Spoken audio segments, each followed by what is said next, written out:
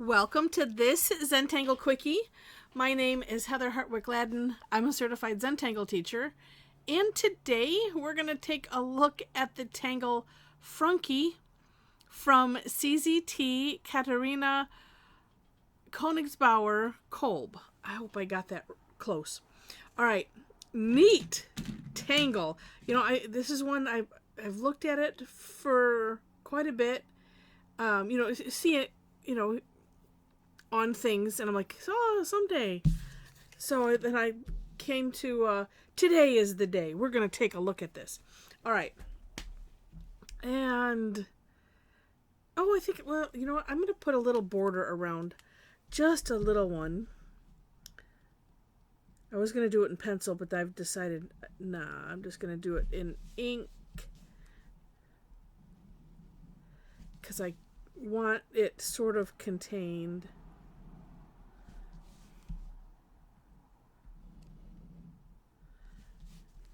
All right. Don't feel like going out to the edges on this one. All right. And today, the day of this recording, it's Thursday. And so that means it's Tangle Time Day. And oh my gosh, did we ever have fun with this one. More fun than I think anybody thought that they were going to have with it. It's really great. All right. Starts off with, and if you're familiar with the Tangle Fescue, that's what these kind of look like. So it's, let me start here kind of in the middle, just a curved-ish line with a little dot on the end. I just keep making mine like more like a shepherd's hook. Let's see if I can maybe not do that. But it's my style. I'm going to embrace it. Okay, there we go. Okay. So, 3 of them, and you'll want to make sure to take a look at the For More Inspiration link in the description section, because so that way you can look at the different variations. Do you have to do it like this way in graduated sizes? No. Do you have to do 3? No. So just take a look at Katharina's step out, as well as her samples. Probably more important, the samples. And if you continue to scroll down, she has a second, you know what, maybe the first one is just a graphic, I'm not sure. But if you scroll all the way down towards the bottom, you'll see the step out, as well as some variations. So you'll want to make sure to take a look at that. All right, next step from here is we're going to do kind of a loose aura. So of course you pick your distance, and we're just going to, kind of come in, and I think I'll go down like that. And we're saying loose aura being, it's like we're not tightly following this and then like coming in, because you could do that, but that's not the way she has it. All right, then, now on my version of the step out, I separated this out just because, I don't know, I felt like it. But so you have this, and then, well, too, because sometimes I think it might be good to alternate. It just depends on how you construct yours. But we're going to put some C-shaped curve lines. And of course, you can have it coming from wherever. It could come from this side. Doesn't matter. You can also have it go up just as far as you want. This one is full of it really doesn't matter type of things. It's just really neat in that way. Okay. And then, because I'm just going to do this one side first, then we can put more of, I'm just calling this the Aura'd Fescue, and this is going to be C-shaped curve lines. So you're just kind of going back and forth, adding some of one, adding some of the other. It's just a mixture however you want it. I'm going to turn this just so that way I can, no, I'm not, because that's not comfortable either.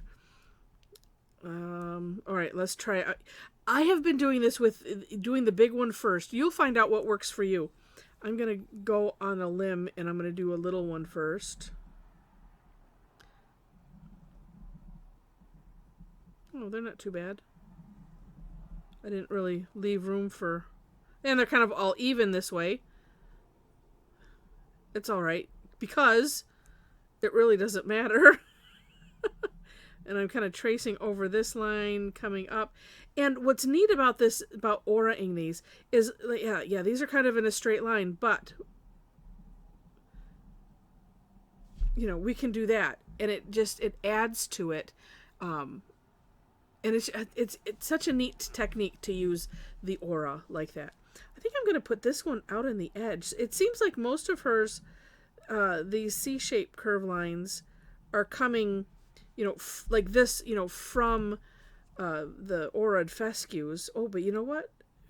Because we can do anything that we want, I'm going to put some coming this way. It just struck me to do that. Oh, but wait, and I'm going to leave it like that. And I'm going to put some of these fescue guys over here. Let's do the biggest one first. Oh yeah, because I can just go in. All right.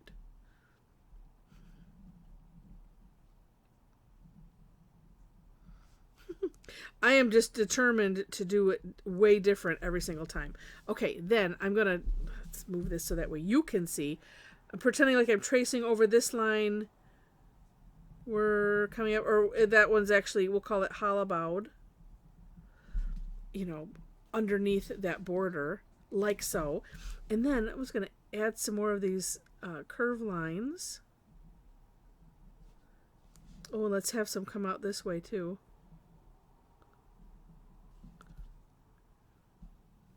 Oh, and let's have some come this way. It's, you know, that is really, it's the fun thing about this tangle, is because you can just go all kinds of different ways, and again, it really doesn't matter. Whatever you end up doing is going to be just great. I'm making these a little bit more uniform to make myself happy.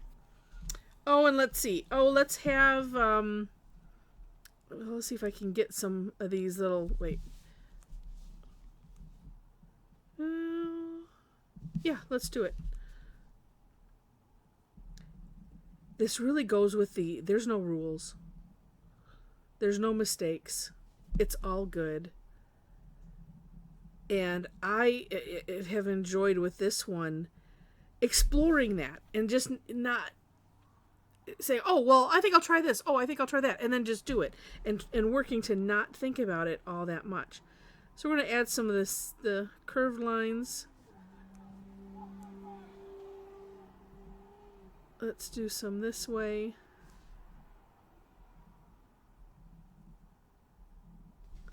And I have this one little empty space here. So, of course, let's just add some like that.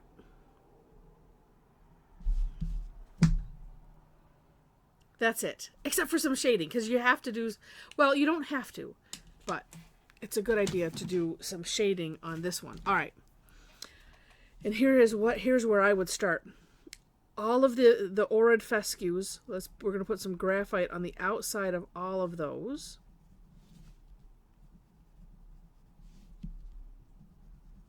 And I know this one just screams, it needs to have some color. You know,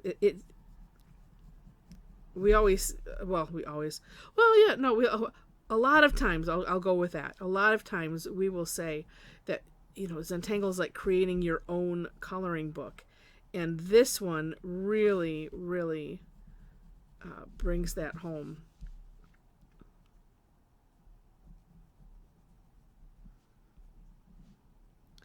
All right. So all the way around, and like this, even if you're kind of going over something else, you just get to decide, you know, like this, they're next to each other. I didn't really hollowbow this, but I've decided this one is going on top, and so that's that. Okay, tortilla time. And let's bring that out a bit.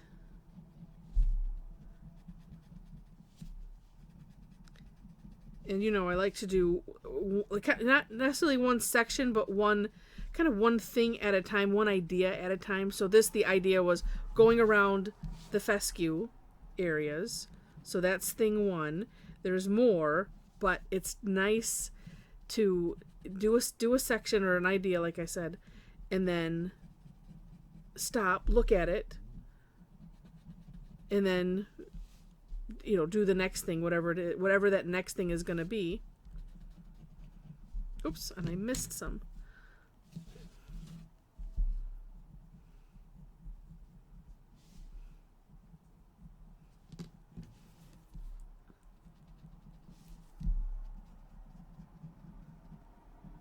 Okay. And look at how neat that looks already, right? But, you know, in my internal rules for shading are where things gather, where things are kind of tucked underneath something else. So that's like all of this is tucked under, or emphasizing what is definitely over. So that's what we did with those. But these fescues are kind of tucked in to some of these C-shaped curve lines, right? Or it looks like they're growing out of. Either way you want to think about it. Ooh, and I should probably put some, well, maybe let me wait and see on that, because it's the same idea. Or not, because we definitely don't want the graphite remorse. We definitely don't want that.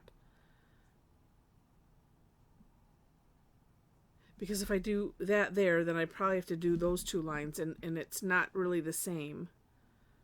I think I kind of like it. It's nicely 3D. Now, and here's, okay, I'm going to go on again another limb here. Let's just put a little bit. I'm using what's left on my tortillon. Yeah, just to add a little something. That doesn't need too much. Just a little. Yeah. This could probably come out here a little bit more.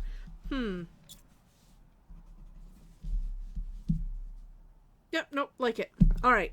So, as I mentioned, this was our focus today. So here is one I did on a nice gray tile and added color, obviously, because it was just screaming to be colored. And it's not quite finished. I have to do something in here. I'm not sure what, but at the same time, it does kind of look neat. I put white colored pencil on the outside of that, kind of prepping for something I had in my head. I have done no shading on this, by the way. No shading yet. I am gonna. And then this is the one I was working on this at the PM session. Still the same thing. Haven't quite finished it, but it looks rather cool the way it is.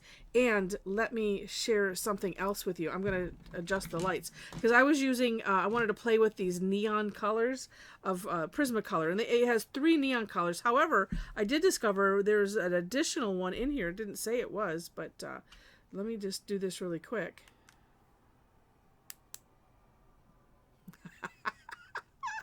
With a black light. Isn't that neat? So the blue I chose has something in it that's reacting, but the green and the purple that I chose aren't. Those are the sections that you see that are dark, but isn't that neat? Oh, very, very cool. All right. Very, very cool. Oh, and then too, wait, let's see if it'll do it with this. Oh, look at how that, it still shows up, but it's not as stark. Isn't that kind of cool? But you could see, I don't know, can you, oh yeah, there, look at, you think you have all of the dust from your pencils done. This is like a crime scene. Oh, look at that. We've got little bits of color all over the place. So anyway, that's just super fun. All right. I hope that you enjoyed this. If you did, would love it if you click the like button. If you liked it enough to see more, would love to have you be a subscriber to the channel. So go ahead and click the subscribe button. If you too would like to have fun like this with me and a bunch of other crazy Tangle addicts, we'd love to have you. This is what we do on Tangle Time on Thursdays. I pick a tangle or two, and we play with it. I show the samples. So this, what you see on the For More Inspiration link, I always show my own version and then show the much better version, which is whoever created the tangle. But because a lot of times they put samples in it, it gives us ideas. If it's something you don't generate on your own, and it's just so much fun. And so then they watch me, they watch my mom, tangle, and they might get ideas from us, and then us talking, and it's just a really, really fun time. I do the same tangle for both sessions. Some people come to both because then you can have twice the fun. Try something that you saw somebody else did, or try something it's only an hour, so it's just a lot of fun. Come and join us. Free. Did I mention free? Those ones are free. I do have some on Tuesday. Most of the Tuesday classes are paid classes, or exclusive for my club members. But just to let you know, come join us for the fun. If you like it enough, then investigate the other classes. But come and have some fun with us. All right. Mention the description section, step outs, classes. Yeah, so we link to my website, Facebook page on there, as well as if you want to, get to know our little community, you could do so. There's a link to our Tangle Addicts community there. Know that there's like 4 questions that you have to answer in order to gain entry. It helps to set the tone, number 1, but then 2, sometimes you get, I don't know if they're bots, I don't know what, there's just people that you haven't, every once in a while we get somebody that just doesn't have anything better to do than, kind of be a brat or something, every once in a while. But this does help to kind of filter that. So that's why they're there. Please enter. Nothing hard, but again, I just want to make sure that that more importantly that the tone is set and the understanding for what we do in that group. And I think that's it. So thanks so much for watching, and I wish you happy tangling.